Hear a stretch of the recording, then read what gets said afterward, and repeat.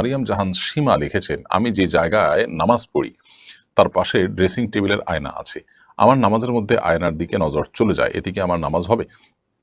আমরা যখন সালাত আদায় করব তখন এমন কোনো কিছু আমাদের দৃষ্টি সীমানার মধ্যে থাকা উচিত নয় যা আমাদের সালাতের মনোযোগকে নষ্ট করে, সালাতের মনোযোগে ব্যাঘাত সৃষ্টি করে।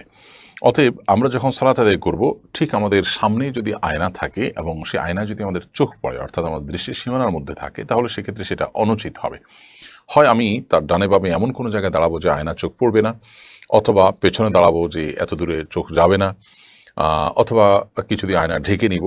এমনটি করা আমাদের উচিত এবং কর্তব্য। তারপরও যদি এরকমটি না করে আমরা আয়নাকে সামনে রেখে নামাজ আদায় করে ফিরি, নামাজ হয়ে যাবে, কিন্তু নামাজটি মাকরু হবে আমাদের মনোযোগ নষ্ট হওয়ার মতো বিষয় সেখানে থাকার কারণে।